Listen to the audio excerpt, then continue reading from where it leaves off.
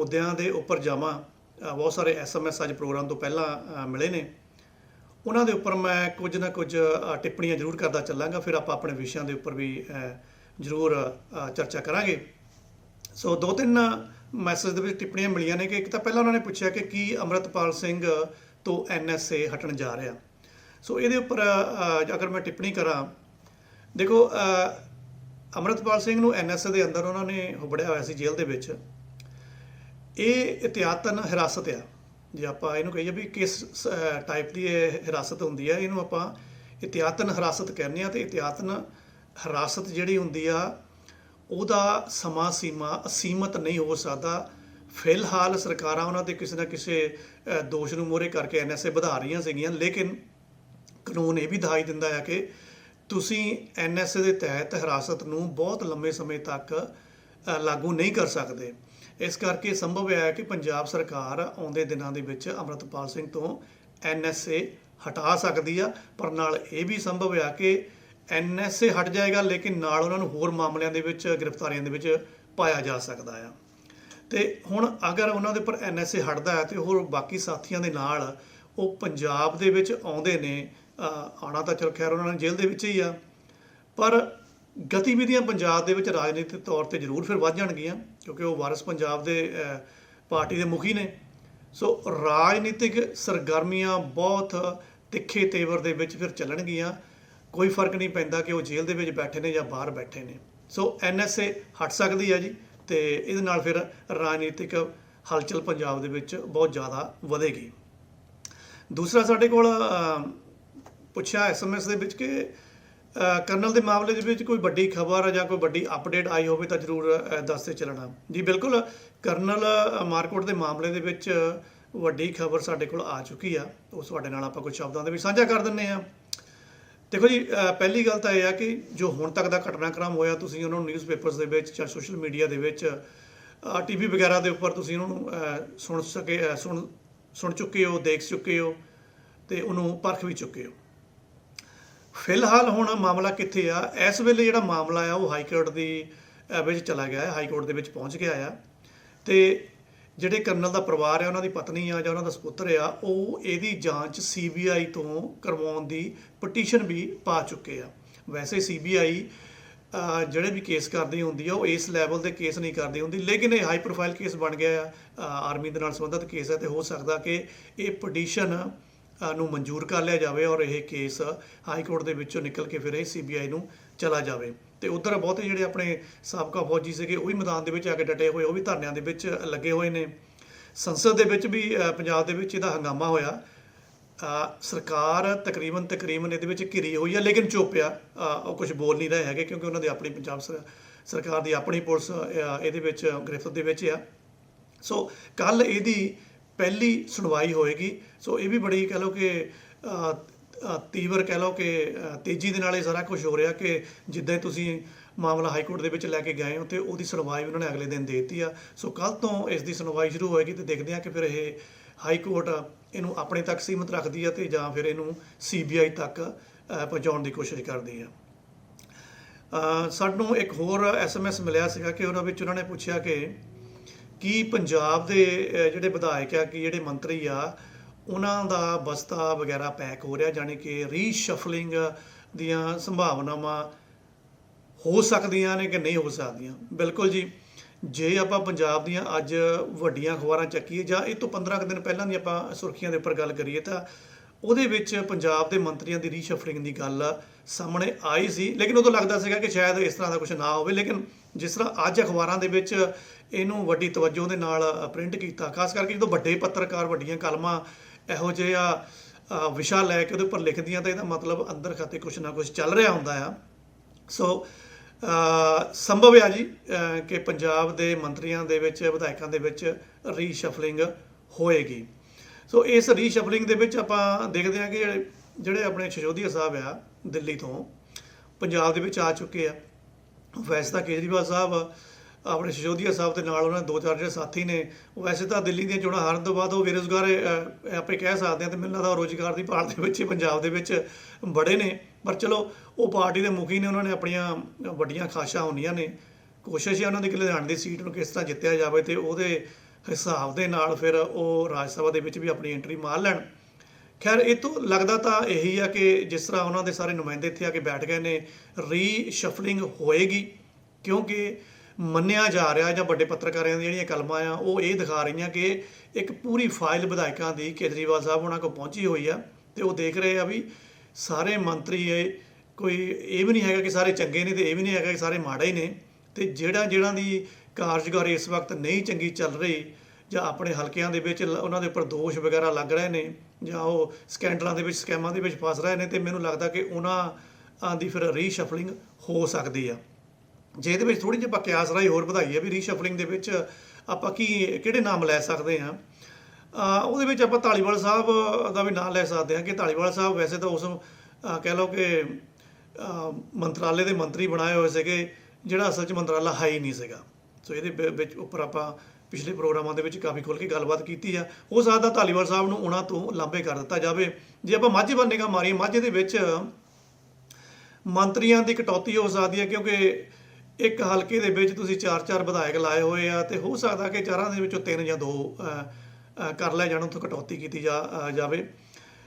ਬੀਬਾ ਬਲਜਿੰਦਰ ਕੌਰ ਇਸ ਵਕਤ ਬਹੁਤ ਚਰਚਾ ਦੇ ਵਿੱਚ ਨੇ, ਵੈਸੇ ਉੱਦਾਂ ਚੁੱਪ ਜ਼ਿਆਦਾ ਰਹਿੰਦੇ ਨੇ ਔਰ ਲੱਗਦਾ ਕਿ ਕਹਿ ਲਓ ਜਿੱਦਾਂ CM ਸਾਹਿਬ ਦੇ ਨਾਲ ਸ਼ਾਇਦ ਉਹਨਾਂ ਦੀ ਸਿੱਧੀ ਗੱਲਬਾਤ ਨਾ ਹੁੰਦੀ ਹੋਵੇ ਜਾਂ ਉਹਨਾਂ ਨਾਲ ਸਿੱਧੇ ਸੰਬੰਧ ਨਾ ਠੀਕ ਚੱਲਦੇ ਹੋਣ, ਪਰ ਇੱਕ ਪਾਰਟੀ ਦੇ ਹੋਣ ਦੇ ਕਰਕੇ ਚੁੱਪ ਰਹਿੰਦੇ ਨੇ, ਲੇਕਿਨ ਸੁਰਖੀਆਂ ਦੇ ਵਿੱਚ ਰਹਿੰਦੇ ਨੇ। ਹੋ ਸਕਦਾ ਕਿਆਸ ਰਾਹੀਂ ਅਸੀਂ ਇਹ ਦਾਅਵੇ ਦੇ ਨਾਲ ਨਹੀਂ ਕਹਿ ਸਕਦੇ ਕਿ ਅਗਰ ਰੀਸ਼ਫਲਿੰਗ ਦੀ ਪ੍ਰੋਸੈਸ ਹੁੰਦੀ ਆ, ਬਸਤੇ ਗੋਲ ਹੁੰਦੇ ਆ, ਤਾਂ ਉਹਦੇ ਵਿੱਚ ਬੀਬਾ ਬਲਜਿੰਦਰ ਕੌਰ ਮੰਤਰੀ ਮੰਡਲ ਦੇ ਵਿੱਚ ਜਾ ਸਕਦੇ ਆ ਤੇ ਸਪੀਕਰ ਦੀ ਕੁਰਸੀ ਨੂੰ ਵੀ ਸੰਭਾਲ ਸਕਦੇ ਆ। ਤੇ ਜਿਸ ਤਰ੍ਹਾਂ ਆਪਾਂ ਪਹਿਲਾਂ ਬਿਆਨਿਆ ਕਿ ਕੇਜਰੀਵਾਲ ਸਾਹਿਬ ਦੇ ਕੋਲ ਪੂਰੇ ਵਿਧਾਇਕਾਂ ਦਾ ਜਿਹੜਾ ਲੇਖਾ ਜੋਖਾ ਹੈ ਜਾਂ ਉਹਨਾਂ ਦੇ ਕੰਮ ਕਰਨ ਦਾ ਤਰੀਕਾ ਹੈ ਜਾਂ ਉਹਨਾਂ ਦੇ ਹਲਕਿਆਂ ਦੇ ਵਿੱਚ ਉਹ ਹੁਣ ਤੱਕ ਕੀ ਕਰ ਚੁੱਕੇ ਆ, ਉਹਦੀ ਕਹਿੰਦੇ ਵੀ ਇੱਕ ਫਾਈਲ ਬਣੀ ਹੋਈ, ਉਹਦੇ ਹਿਸਾਬ ਨਾਲ ਸਾਰੇ ਰੀਸ਼ਫਲਿੰਗ ਹੋਣੀ ਆ। ਤੇ ਕਿਆਸੇ ਰਾਹੀਆਂ ਇਹ ਵੀ ਲਾਈਆਂ ਜਾ ਰਹੀਆਂ ਕਿ ਪਾਰਟੀ ਦੇ ਵਿੱਚ ਕੁਝ ਇਹੋ ਜਿਹੇ ਚਿਹਰੇ ਵੀ ਹੁੰਦੇ ਆ ਜਿਹੜੇ ਵੈਸੇ ਨਾਰਾਜ਼ ਹੁੰਦੇ ਨੇ ਪਰ ਉਹ ਚੁੱਪ ਰਹਿੰਦੇ ਨੇ ਕਿਉਂਕਿ ਉਸ ਪਾਰਟੀ ਦਾ ਹਿੱਸਾ ਹੁੰਦੇ ਨੇ।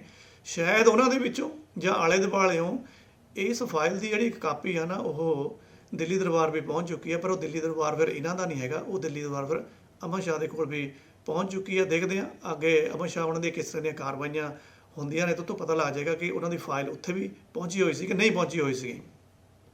ਤੇ ਜੇ ਫਿਰ ਹੁਣ ਆਪਾਂ ਇਹ ਗੱਲ ਕਰੀਏ ਕਿ ਜੇ ਦਿੱਲੀ ਵਾਲਿਆਂ ਨੇ ਸਾਰਾ ਕੁਝ ਆ ਕੇ ਪੰਜਾਬ ਦੇ ਵਿੱਚ ਕਰਨਾ, ਵੈਸੇ ਤਾਂ ਉਹ ਦਿੱਲੀ ਆਪਣੀ ਖੁਆਰ ਕਰਕੇ ਨੇ ਗਵਾਏ ਨੇ, ਤੇ ਫਿਰ ਜਿਹੜੇ ਸਾਡੇ ਮਾਨ ਸਾਹਿਬ ਨੇ CM ਨੇ ਵੀ ਉਹਨਾਂ ਦੀ ਪਾਵਰਾਂ ਦਾ ਕੀ ਕਰੀਏ। ਸੋ ਫਿਲਹਾਲ ਤਾਂ ਇਹੀ ਲੱਗਦਾ ਕਿ ਦਿੱਲੀ ਵਾਲਿਆਂ ਦੀ ਜਿਸ ਤਰ੍ਹਾਂ ਕਾਰਵਾਈਆਂ ਚੱਲ ਰਹੀਆਂ ਆ ਉਹਦੇ ਹਿਸਾਬ ਦੇ ਨਾਲ CM ਮਾਨ ਦੇ ਕੋਲ ਤਾਂ ਕੁਝ ਪਾਵਰਾਂ ਨਹੀਂ ਲੱਗ ਰਹੀਆਂ ਹੈਗੀਆਂ, ਜਾਂ ਫਿਰ ਮੁੱਕਦੀ ਗੱਲ ਇਹੀ ਕਹਿ ਲਓ ਕਿ ਮਾਨ ਸਾਹਿਬ ਤਾਂ ਸਿਰਫ ਹੁਣ ਪਾਵਾ ਪੂਵਾ ਚੱਕੀ ਫਿਰਦੇ, ਮੰਜਾ ਮੁੰਜਾ ਦਾ ਸਾਰਾ ਫਿਰ ਦਿੱਲੀ ਵਾਲੇ ਕਹਿ ਲਓ ਕਿ ਬਗਲੀ ਬੈਠੇ ਆ। ਸੋ ਦੇਖਦੇ ਹਾਂ ਜੀ ਆਉਣ ਵਾਲੇ ਸਮੇਂ ਦੇ ਵਿੱਚ ਕਿਸ ਤਰ੍ਹਾਂ ਦਾ ਬਰਤਾਂਤ ਹੁੰਦਾ ਆ, ਲੇਕਿਨ ਸੰਭਾਵਨਾਵਾਂ ਇਹੀ ਹੈ ਕਿ ਕਈ ਮੰਤਰੀਆਂ ਦੇ ਬਿਸਤਰੇ ਹੋਣਗੇ, ਜਾਣੀ ਕਿ ਪੰਜਾਬ ਦੇ ਵਿਧਾਇਕਾਂ ਦੀ ਰੀਸ਼ਫਲਿੰਗ ਹੋਏਗੀ। ਧੰਨਵਾਦ ਸਾਥੀਓ। ਚਲੋ ਇੱਕ ਮੈਸੇਜ ਹੋਰ ਤੁਹਾਡਾ ਲੈਂਦੇ, ਉਸ ਤੋਂ ਬਾਅਦ ਆਪਾਂ ਫਿਰ ਅੱਜ ਦੇ ਜਿਹੜੇ ਚੋਣਵੇਂ ਵਿਸ਼ੇ ਆ ਉਹਦੇ ਵਿੱਚ ਆਪਾਂ ਪੰਜਾਬ ਤੇ ਫਿਰ ਦੁਬਾਰਾ ਗੱਲ ਕਰਾਂਗੇ, ਰਾਸ਼ਟਰੀ ਪੱਧਰ ਤੇ ਵੀ ਗੱਲ ਕਰਾਂਗੇ ਤੇ ਅੰਤਰਰਾਸ਼ਟਰੀ ਪੱਧਰ ਤੇ ਕੀ ਹੋ ਰਿਹਾ, ਕੈਨੇਡਾ ਵੀ ਲੈ ਕੇ ਚੱਲਾਂਗੇ, ਟਰੰਪ ਦੇ ਨਾਲ ਵੀ ਆਪਾਂ ਰਾਬਤੇ ਬਣਾਉਂਦੇ ਚੱਲਾਂਗੇ। ਲੇਕਿਨ ਉਸ ਤੋਂ ਪਹਿਲਾਂ ਆਪਣੇ ਸੰਸਥਾ ਦੇ ਨਾਲ ਇਹ ਰਾਬਤਾ ਬਣਾ ਲਈਏ। ਇੱਕ ਪਾਸੇ ਤਾਂ ਹਰ ਸੂਬੇ ਦੇ ਵਿੱਚ ਇੰਨੀਆਂ ਸਮੱਸਿਆਵਾਂ ਤੇ ਧਰਨੇ ਵਗੈਰਾ ਜਾਂ ਹੜਤਾਲਾਂ ਵਗੈਰਾ ਹੋ ਰਹੀਆਂ ਆ, ਜੇ ਆਪਾਂ ਪੰਜਾਬ ਤੱਕ ਹੀ ਸੀਮਿਤ ਰਹੀਏ ਤਾਂ ਮੇਰੇ ਖਿਆਲ ਸਭ ਤੋਂ ਜ਼ਿਆਦਾ ਧਰਨੇ ਤੇ ਹੜਤਾਲਾਂ ਸਾਰੇ ਮਹਿਕਮੇ ਕੋਈ ਨਾ ਕੋਈ ਮੰਗ ਲੈ ਕੇ ਸੜਕਾਂ ਦੇ ਉੱਪਰ ਬੈਠੇ ਨੇ, ਕਿਤੇ ਲਾਠੀ ਚਾਰਜ ਹੋ ਰਿਹਾ, ਕਿਤੇ ਜਬਰੀ ਧਰਨੇ ਵੀ ਚੁਕਾਏ ਜਾ ਰਹੇ ਆ। ਜਿਹੜੀ ਸਾਡੀ ਮਿਡਲ ਕਲਾਸ ਆ ਉਹ ਖਾਸ ਕਰਕੇ ਇਸ ਚੀਜ਼ ਤੋਂ ਪਰੇਸ਼ਾਨ ਆ ਕਿ ਸਾਡੀ ਇਨਕਮ ਘੱਟ ਰਹੀ ਹੈ, ਸਾਡੀ ਬਾਇੰਗ ਪਾਵਰ ਘੱਟ ਰਹੀ ਹੈ, ਸਾਡੀਆਂ ਕੰਮ ਸਾਡੇ ਤੋਂ ਪੂਰਾ ਲਿਆ ਜਾਂਦਾ ਲੇਕਿਨ ਸਾਡੀਆਂ ਮੰਗਾਂ ਨਹੀਂ ਮੰਨੀਆਂ ਜਾਂਦੀਆਂ। ਲੇਕਿਨ ਉੱਧਰ ਜੇ ਆਪਾਂ ਸੰਸਦ ਮੈਂਬਰਾਂ ਦੀ ਗੱਲ ਕਰੀਏ ਤੇ ਸਵਾਲ ਸਾਨੂੰ ਇਹ ਆਇਆ, ਕਹਿੰਦੇ ਜੀ ਸੰਸਦ ਮੈਂਬਰਾਂ ਦੀ ਚਾਂਦੀ ਹੋ ਗਈ। ਮੈਨੂੰ ਲੱਗਦਾ ਚਾਂਦੀ ਨਹੀਂ ਹੋ ਗਈ ਜੀ, ਸੋਨਾ ਹੋ ਗਿਆ, ਤੇ ਸੋਨੇ ਦੇ ਅੱਜ ਕੱਲ੍ਹ ਵੈਸੇ ਭਾਅ ਬਹੁਤ ਵਧਿਆ ਹੋਇਆ ਹੈ। ਸੋ ਇਹਦੇ ਵਿੱਚ ਮੈਂ ਦੱਸਦਾ ਕਿ ਸੰਸਦ ਮੈਂਬਰਾਂ ਦੀ ਸੱਚੀ ਚਾਂਦੀ ਹੋ ਚੁੱਕੀ ਹੈ ਜੀ। ਸੋ ਇਹਦੇ ਵਿੱਚ ਪੰਜਾਬ ਦੇ ਸੰਸਦ ਵੀ ਉਹਨਾਂ ਦੇ ਬੁਰੇ, ਆਪਣੇ ਦੇਸ਼ ਦੇ ਵੀ ਸੰਸਦ ਆਉਣੇ ਆ। ਚਾਂਦੀ ਇਸ ਹਿਸਾਬ ਨਾਲ ਹੋਈ ਆ ਕਿ ਉਹਨਾਂ ਦੀਆਂ ਤਨਖਾਹਾਂ, ਉਹਨਾਂ ਦੀਆਂ ਪੈਨਸ਼ਨਾਂ, ਉਹਨਾਂ ਦੇ ਭੱਤੇ ਵਗੈਰਾ ਵਧਾ ਦਿੱਤੇ ਗਏ ਆ।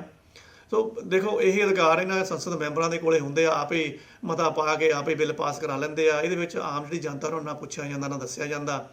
ਜਦੋਂ ਸਾਡੇ ਟੀਚਰਸ ਵਗੈਰਾ ਜਾਂ ਹੋਰ ਮਹਿਕਮੇ ਵਾਲੇ ਆਪਣੀ ਤਨਖਾਹ ਜਾਂ ਭੱਤੇ ਵਧਾਉਣ ਦੀ ਗੱਲ ਕਰਦੇ ਤਾਂ ਉਹ ਮਾਮਲੇ ਲਟਕ ਜਾਂਦੇ ਕਿਉਂਕਿ ਉਹ ਫੈਸਲੇ ਇਹਨਾਂ ਨੇ ਲੈਣੇ ਹੁੰਦੇ ਆ ਕਿ ਬਿੱਲ ਪਾਸ ਹੋਏਗਾ ਤਾਂ ਅਸੀਂ ਤੁਹਾਡੇ ਲਈ ਕੁਛ ਕਰਾਂਗੇ। ਚਲੋ ਜ਼ਿਆਦਾ ਸਮਾਂ ਨਾ ਆਪਾਂ ਲੈਂਦੇ ਹੋਏ, ਸੰਸਦ ਮੈਂਬਰਾਂ ਦੀ ਜਾਂਦੀ ਕਿਵੇਂ ਹੋ ਗਈ ਆ? ਦੇਖੋ ਜੀ, ਤਨਖਾਹ ਉਹਨਾਂ ਨੂੰ ਮਿਲਦੀ ਸੀ ਤਕਰੀਬਨ 1 ਲੱਖ ਰੁਪਈਆ, ਭਾਰਤੀ ਰੁਪਈਆ, ਤੇ ਹੁਣ 1,24,000 ਹੋ ਗਈ ਆ। ਠੀਕ ਆ ਜੀ। ਤੇ ਪੈਨਸ਼ਨ ਦੇ ਵਿੱਚ ਉਹਨਾਂ ਦਾ ਹੋਰ ਵਾਧਾ ਕਰ ਦਿੱਤਾ ਆ। 25,000 ਪੈਨਸ਼ਨ ਮਿਲਦੀ ਹੁੰਦੀ ਸੀਗੇ, ਤੇ ਹੁਣ ਉਹ 31,000 ਦੀ ਪੈਨਸ਼ਨ ਹੋ ਗਈ ਆ। ਤੇ ਨਾਲ ਜਿਹੜੀਆਂ ਸਹੂਲਤਾਂ ਵਧੀਆ, ਮੈਂ ਉਹਨਾਂ ਦਾ ਥੋੜ੍ਹਾ ਜਿਹਾ ਜਾਂਦੇ ਜਾਂਦੇ ਵੇਰਵਾ ਦੇ ਦੇਵਾਂ, ਫਿਰ ਆਪਾਂ ਆਪਣੇ ਵਿਸ਼ਿਆਂ ਤੇ ਚੱਲਾਂਗੇ। ਸਹੂਲਤਾਂ ਦੇ ਵਿੱਚ ਉਹਨਾਂ ਨੂੰ ਜਿਹੜਾ 50,000 ਯੂਨਿਟ ਜਿਹੜੀ ਆ ਬਿਜਲੀ ਉਹ ਮੁਫਤ ਮਿਲਣੀ ਹੈ ਜੀ। 4 ਲੱਖ ਲੀਟਰ ਪਾਣੀ ਉਹਨਾਂ ਨੂੰ ਮੁਫਤ ਮਿਲਣਾ ਹੈ ਜੀ। 1,50,000 ਫ੍ਰੀ ਕਾਲਸ ਉਹਨਾਂ ਦੇ ਲਈ ਰਾਖਵੀਆਂ ਹੋਣਗੀਆਂ। 34 ਹਵਾਈ ਯਾਤਰਾਵਾਂ ਉਹ ਫ੍ਰੀ ਕਰ ਸਕਦੇ ਆ ਜੀ। ਹਵਾਈ ਸਫ਼ਰ ਉਹਨਾਂ ਦੇ 34 ਯਾਤਰਾਵਾਂ ਫ੍ਰੀ ਹੋਣਗੀਆਂ। ਰੇਲ ਦੇ ਸਾਰੇ ਕਲਾਸ ਉਹ ਸਾਰੇ ਇਹਨਾਂ ਲਈ ਮੁਫਤ ਆ ਜੀ। ਜੇ ਉਹਨਾਂ ਨੇ ਸੜਕ ਯਾਤਰਾ ਕਰਨੀ ਹੈ ਤਾਂ 16 ਰੁਪਏ ਪ੍ਰਤੀ ਕਿਲੋਮੀਟਰ ਭੱਤਾ ਉਹਨਾਂ ਨੂੰ ਮਿਲੇਗਾ। ਤੇ ਆਮ ਬੰਦਾ ਚਾਹੇ ਉਹਨੂੰ ਐਮਰਜੈਂਸੀ ਦੇ ਵਿੱਚ ਜਦੋਂ ਕੋਈ ਇਲਾਜ ਵਗੈਰਾ ਕਰਾਉਣਾ ਹੁੰਦਾ, ਜਾਂ ਕੋਈ ਸੱਟ ਚੋਟ ਲੱਗ ਜਾਂਦੀ ਹੈ, ਜਾਂ ਕੋਈ ਐਕਸੀਡੈਂਟ ਹੋ ਜਾਂਦਾ, ਉਹ ਚਾਹੇ ਤੜਫਦਾ ਮਰ ਜਾਏ, ਉਹਨੂੰ ਕੋਈ ਐਮਰਜੈਂਸੀ ਦੀ ਪੁੱਛੇ, ਚਾਹੇ ਐਂਬੂਲੈਂਸ ਆਵੇ ਜਾਂ ਨਾ ਆਵੇ, ਲੇਕਿਨ ਸਾਡੇ ਸੰਸਥਾ ਦੇ ਲਈ ਪਬਲਿਕ ਤੇ ਪ੍ਰਾਈਵੇਟ ਹਸਪੀਟਲ ਫ੍ਰੀ ਉਹਨਾਂ ਦੇ ਇਲਾਜ ਹੈਗਾ ਹੈ ਜੀ, ਔਰ ਇਹ ਚੱਲਦਾ ਰਹੇਗਾ। ਸੋ ਇਹ ਕੁਝ ਅਪਡੇਟ ਸੀਗੀਆਂ ਜਿਹੜੀਆਂ ਸਾਡੇ ਸਨਮੁਖ ਕੀਤੀਆਂ ਸਾਡੇ ਵੀਰਾਂ ਭੈਣਾਂ ਨੇ ਪ੍ਰੋਗਰਾਮ ਤੋਂ ਪਹਿਲਾਂ, ਤੇ ਉਹਨਾਂ ਦਾ ਮੈਂ ਹਲਕਾ ਵੇਰਵਾ ਤੁਹਾਡੇ ਸਨਮੁਖ ਕੀਤਾ। ਤੇ ਉਸ ਤੋਂ ਬਾਅਦ ਆਪਾਂ ਇੱਕ ਜ਼ਰੂਰ ਵਿਸ਼ਾ ਲਵਾਂਗੇ, ਭਖਿਆ ਹੋਇਆ ਪੰਜਾਬ ਤੇ ਹਿਮਾਚਲ ਦਾ ਵਿਵਾਦ ਬਣਿਆ ਹੋਇਆ। ਬੱਸਾਂ ਦੇ ਉੱਪਰ ਭੰਨਤੋੜ ਹੋ ਰਹੀ ਆ, ਜਾਂ ਪੰਜਾਬ ਦਾ ਜਦੋਂ ਵੀ ਕੋਈ ਨੌਜਵਾਨ ਉੱਥੇ ਜਾਂਦੇ ਨੇ ਤੇ ਉਹ ਕੁਝ ਲੜਾਈਆਂ ਵਗੈਰਾ ਸਾਹਮਣੇ ਆ ਰਹੀਆਂ, ਉਹ ਆਪਾਂ ਵਿਸ਼ੇ ਦੇ ਉੱਪਰ ਵੀ ਥੋੜ੍ਹੀ ਜਿਹੀ ਗੱਲਬਾਤ ਕਰਦੇ ਚੱਲਾਂਗੇ। ਤੇ ਕੋਸ਼ਿਸ਼ ਕਰਾਂਗੇ ਕਿ ਇਹਦੇ ਵਿੱਚ ਆਪਾਂ ਇੱਕ ਚੰਗਾ ਸੁਨੇਹਾ ਵੀ ਦਈਏ ਕਿ ਅਸਲ ਦੇ ਵਿੱਚ ਧਿਆਨ ਕਿੱਥੇ ਭਟਕਾਉਣ ਦੀ ਕੋਸ਼ਿਸ਼ ਕੀਤੀ ਜਾ ਰਹੀ ਆ। ਜਥੇਦਾਰ ਸਾਹਿਬ ਦਾ ਇਹਦੇ ਬਾਬਤ ਕੀ ਬਿਆਨ ਆਇਆ, ਦਲ ਖਾਲਸਾ ਦਾ ਪ੍ਰਤੀਕਰਮ ਕੀ ਆਇਆ, ਇਹ ਵੀ ਇਹਦੇ ਉੱਪਰ ਵੀ ਆਪਾਂ ਗੱਲਬਾਤ ਕਰਦੇ ਚੱਲਾਂਗੇ। ਤੇ ਚਲੋ ਲੈ ਕੇ ਚੱਲਦੇ ਹਾਂ ਹਿਮਾਚਲ ਤੇ ਪੰਜਾਬ ਦੇ ਵਿਵਾਦ ਦੇ ਉੱਪਰ।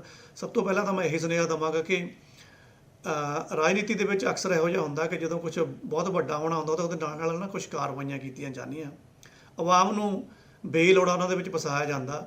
ਸੋ ਇਸ ਚੀਜ਼ ਨੂੰ ਧਿਆਨ ਦੇ ਵਿੱਚ ਰੱਖਦੇ ਹੋਏ ਹਰੇਕ ਚੀਜ਼ ਨੂੰ ਥੋੜ੍ਹਾ ਗੌਰ ਦੇ ਨਾਲ ਵਾਚਿਆ ਕਰੋ ਕਿ ਸਾਡੀ ਸਾਂਝੀ ਵਾਲਤਾ ਨਹੀਂ ਟੁੱਟਣੀ ਚਾਹੀਦੀ। ਅਸੀਂ ਇੱਕ ਦੇਸ਼ ਦੇ ਵਾਸੀ ਹਾਂ, ਸਾਡੀਆਂ ਸਟੇਟ ਸਾਰੀਆਂ ਇਕੱਠੀਆਂ ਆ।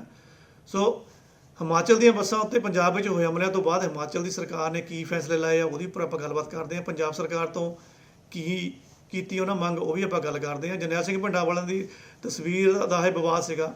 ਹਿਮਾਚਲ 'ਚ ਬੱਸਾਂ ਨੂੰ ਨੁਕਸਾਨ ਪਹੁੰਚਾਇਆ ਜਾਣ ਤੋਂ ਬਾਅਦ ਸਾਡੇ ਕੋਲ ਦਲ ਖਾਲਸਾ ਦਾ ਬਿਆਨ ਆਇਆ, ਤੇ ਜਥੇਦਾਰ ਸਾਹਿਬ ਦਾ ਵੀ ਆਪਣੇ ਕੋਲ ਬਿਆਨ ਆਇਆ, ਉਹ ਵੀ ਆਪਾਂ ਲੈ ਕੇ ਚੱਲਦੇ ਹਾਂ। ਹਲਕਾ ਇਹ ਦੱਸਦਾ ਕਿ ਵਿਵਾਦ ਸ਼ੁਰੂ ਕਦੋਂ ਹੋਇਆ ਸੀਗਾ। ਇਹ ਤਣਾਅ ਉਸ ਸਮੇਂ ਸ਼ੁਰੂ ਹੋਇਆ ਜਦੋਂ ਮਨੀਕਰਨ ਜਾ ਰਿਹਾ ਪੰਜਾਬੀ ਨੌਜਵਾਨ ਅਤੇ ਸਥਾਨਕ ਲੋਕਾਂ ਵਿਚਾਲੇ ਝਗੜਾ ਹੋਇਆ ਸੀ। ਇਸ ਦੌਰਾਨ ਕੁਝ ਸਥਾਨਕ ਲੋਕਾਂ ਨੇ ਪੰਜਾਬੀ ਨੌਜਵਾਨਾਂ ਦੇ ਮੋਟਰਸਾਈਕਲ ਅੱਗੇ ਲੱਗੇ ਜਰਨੈਲ ਸਿੰਘ ਭਿੰਡਰਾਂਵਾਲੇ ਦੀ ਤਸਵੀਰ ਵਾਲਾ ਝੰਡਾ ਖੋਲ੍ਹਿਆ।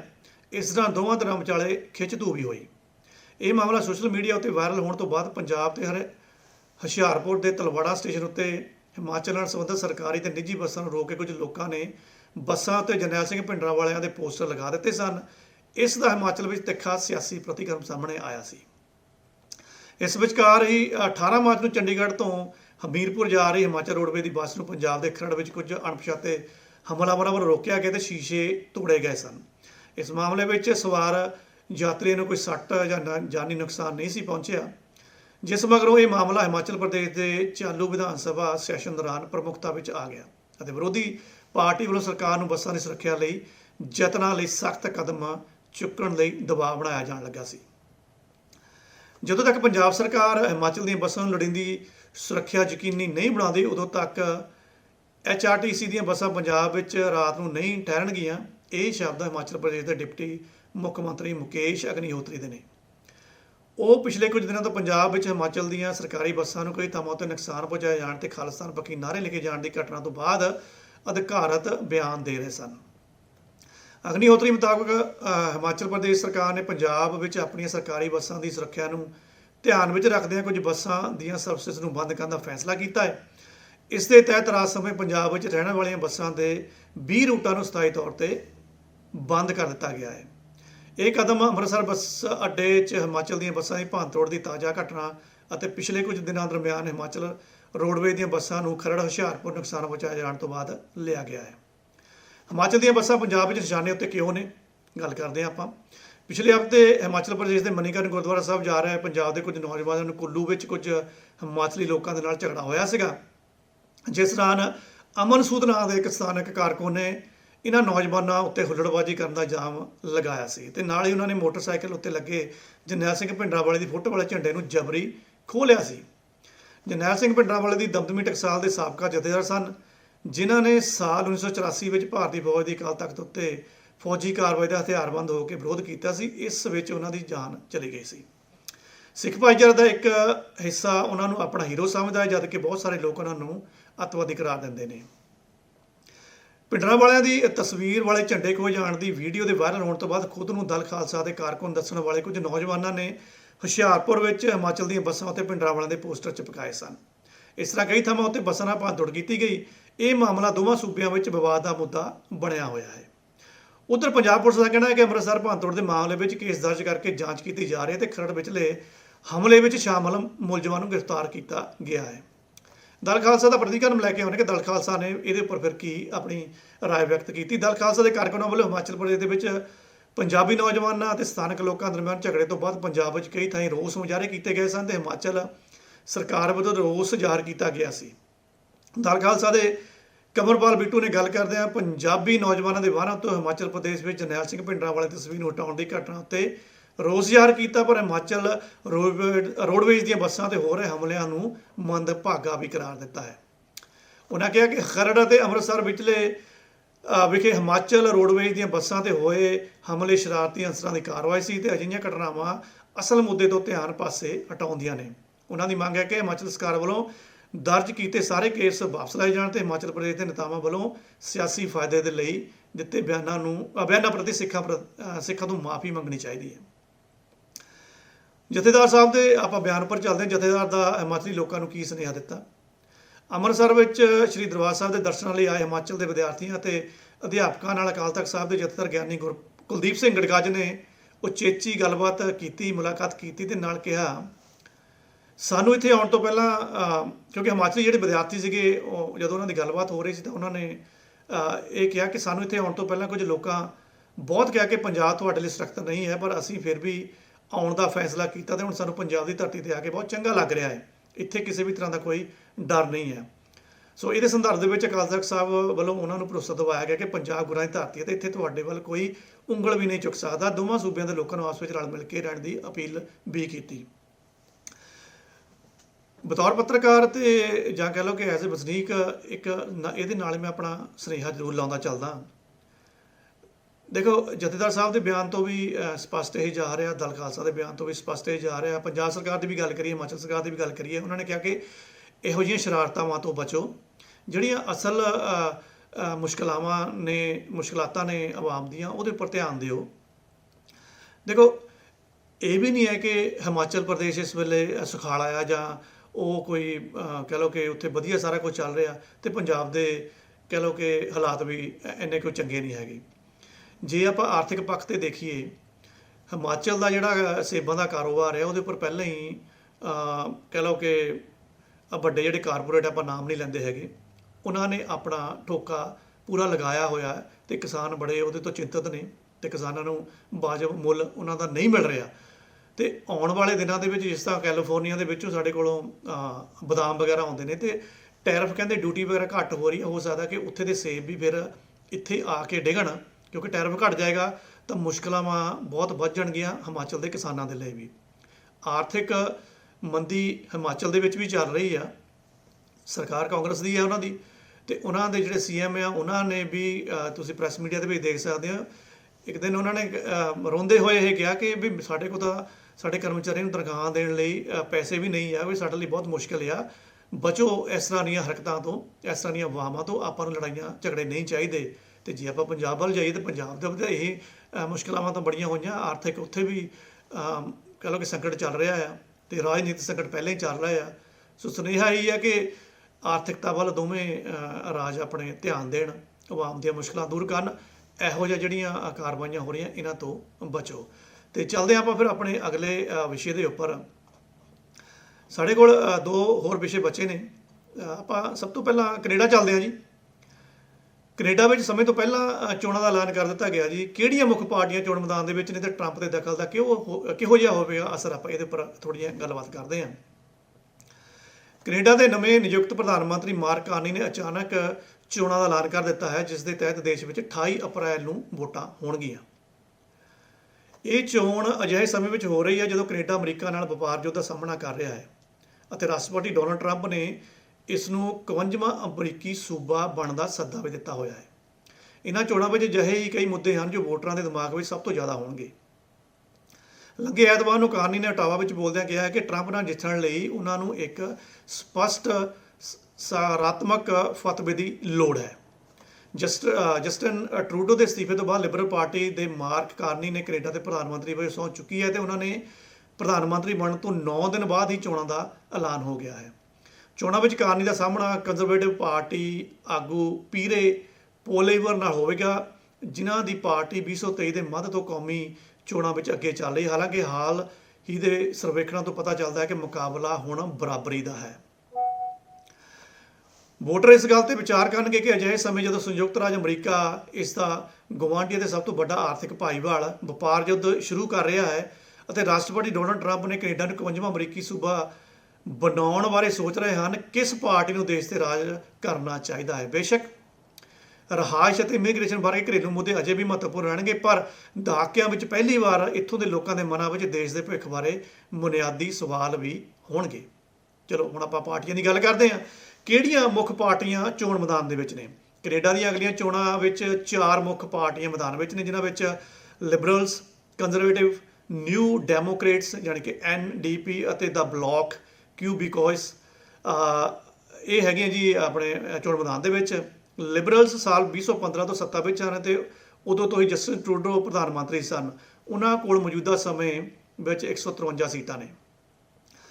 ਕੰਜ਼ਰਵੇਟਿਵਸ 120 ਸੀਟਾਂ ਦੇ ਨਾਲ ਅਧਿਕਾਰਤ ਤੌਰ ਤੇ ਵਿਰੋਧੀ ਧਿਰ ਹੈ। ਕੰਜ਼ਰਵੇਟਿਵ ਪਾਰਟੀ ਦੀ ਅਗਵਾਈ ਕਰਨ ਵਾਲੇ ਪਿਓਰ ਪੋਇਲਵੇਰਾ ਲਿਬਰਲਸ ਦੇ ਆਗੂ ਮਾਰਕ ਕਾਰਨੀ ਹਨ ਅਤੇ ਨਿਊ ਡੈਮੋਕ੍ਰੇਟਿਕ ਪਾਰਟੀ ਦੇ ਆਗੂ ਹੈਗੇ ਆ ਜੀ ਆਪਣੇ ਪੰਜਾਬੀ ਜਗਮੀਤ ਸਿੰਘ ਜੀ। ਹੁਣ ਟਰੰਪ ਦਾ ਕੀ ਪ੍ਰਭਾਵ ਰਹੇਗਾ, ਇਹਦੇ ਉੱਪਰ ਆਪਾਂ ਗੱਲਬਾਤ ਕਰਦੇ ਹਾਂ। ਕੈਨੇਡਾ ਤੇ ਸੰਯੁਕਤ ਰਾਜ ਅਮਰੀਕਾ ਦੀਆਂ ਅਰਥ ਵਿਵਸਥਾ ਡੂੰਘੇ ਤੌਰ ਤੇ ਆਪਸ ਵਿੱਚ ਜੁੜੀਆਂ ਹੋਈਆਂ ਹਨ ਅਤੇ ਦੋਵਾਂ ਦੇਸ਼ਾਂ ਵਿਚਕਾਰ ਇੱਕ ਲੰਮੇ ਸਮੇਂ ਤੋਂ ਚੱਲੀ ਆ ਰਹੀ ਸੁਰੱਖਿਆ ਭਾਈਵਾਲੀ ਵੀ ਹੈ। ਦੋਵੇਂ ਦੇਸ਼ ਦੁਨੀਆ ਦੀ ਸਭ ਤੋਂ ਲੰਬੀ ਅਜਿਹੀ ਸਰਹੱਦ ਨੂੰ ਸਾਂਝਾ ਕਰਦੇ ਹਨ ਜਿੱਥੇ ਸੁਰੱਖਿਆ ਲਗਾਉਣ ਦੀ ਲੋੜ ਹੀ ਨਹੀਂ ਪੈਂਦੀ। ਇਸ ਲਈ ਜਦੋਂ ਰਾਸ਼ਟਰਪਤੀ ਡੋਨਾਲਡ ਟਰੰਪ ਕਹਿੰਦੇ ਹਨ ਕਿ ਅਮਰੀਕਾ ਦੇ ਗੁਆਂਢੀ ਵਿਰੁੱਧ ਆਰਥਿਕ ਤਾਕਤ ਦੀ ਵਰਤੋਂ ਕਰਨਾ ਚਾਹੁੰਦੇ ਹਨ, ਸਰਹੱਦ ਨੂੰ ਨਕਲੀ ਤੌਰ ਤੇ ਖਿੱਚੀ ਗਈ ਲਕੀਰ ਕਹਿੰਦੇ ਹਨ ਤੇ ਭਾਰੀ ਟੈਰਿਫ ਲਗਾਉਂਦੇ ਹਨ, ਤਾਂ ਦੋਵਾਂ ਸਹਿਯੋਗੀਆਂ ਵਿਚਕਾਰ ਸਬੰਧਾਂ ਵਿੱਚ ਇੱਕ ਡੂੰਘੀ ਤਬਦੀਲੀ ਨੂੰ ਉਜਾਗਰ ਕਰਨ ਵਾਲੀ ਗੱਲ ਸਾਹਮਣੇ ਆਉਂਦੀ ਹੈ।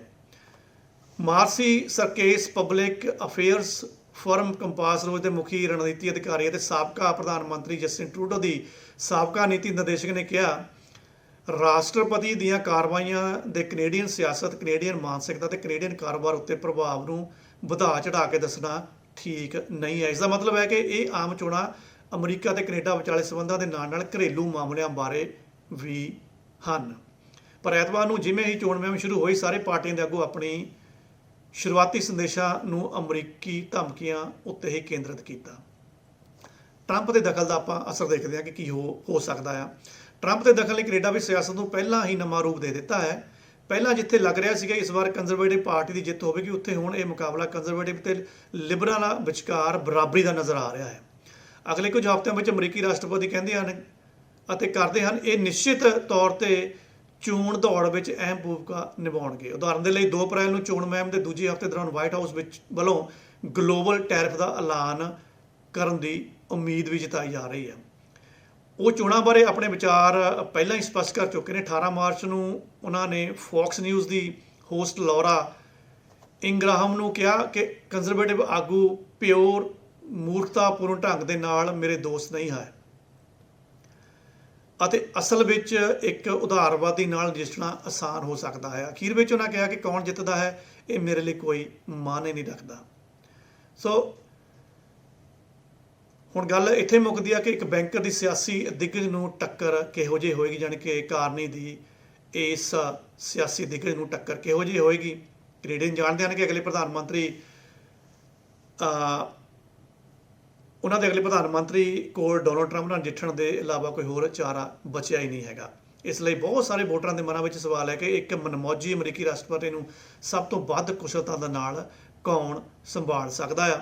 ਸੋ ਇਹ ਆਉਣ ਵਾਲਾ ਸਮਾਂ ਦੱਸੇਗਾ ਤੇ ਕਿਸ ਤਰ੍ਹਾਂ ਦੇ ਚੋਣਾਂ ਦੇ ਵਿੱਚ ਰਿਜ਼ਲਟ ਆਉਂਦੇ ਨੇ ਤੇ ਫਿਰ ਇਹਨਾਂ ਦੇ ਮੁਲਕਾਂ ਦੇ ਦੋਨਾਂ ਦੇ ਕਿਸ ਤਰ੍ਹਾਂ ਦੇ ਆਪਸ ਵਿੱਚ ਰਿਲੇਸ਼ਨ ਰਹਿੰਦੇ ਨੇ। ਸੋ ਇਹ ਸਨ ਅੱਜ ਦੇ ਕੁਝ ਚਰਚਿਤ ਮੁੱਦੇ ਜਿਹੜੇ ਤੁਹਾਡੇ ਨਾਲ ਇੰਡੋਜ਼ ਪ੍ਰਾਈਮ ਦੇ ਵਿੱਚ ਸਾਂਝੇ ਕੀਤੇ ਗਏ। ਤੁਹਾਨੂੰ ਪ੍ਰੋਗਰਾਮ ਕਿਸ ਤਰ੍ਹਾਂ ਦਾ ਲੱਗਿਆ? ਆਪਣੇ ਸੁਝਾਅ, ਆਪਣੇ ਸਵਾਲ ਤੁਸੀਂ ਸਾਡੇ ਨਾਲ ਸਾਂਝੇ ਕਰ ਸਕਦੇ ਹੋ। ਅਗਰ ਪ੍ਰੋਗਰਾਮ ਅੱਛਾ ਲੱਗੇ ਤਾਂ ਤੁਸੀਂ ਇਸ ਪ੍ਰੋਗਰਾਮ ਨੂੰ ਆਪਣੇ ਸੋਸ਼ਲ ਮੀਡੀਆ ਹੈਂਡਲਸ ਦੇ ਉੱਪਰ, ਆਪਣੇ ਪ੍ਰੋਫਾਈਲਸ ਦੇ ਉੱਪਰ ਵੀ ਸ਼ੇਅਰ ਕਰ ਸਕਦੇ ਹੋ। ਮੈਂ ਹਰਜੀਤ ਲਸਾੜਾ ਬਣੇ ਰਹੋ ਜੀ ਇੰਡੋਜ਼ ਟੀਵੀ ਦੇ ਨਾਲ। ਸ਼ੁਕਰੀਆ।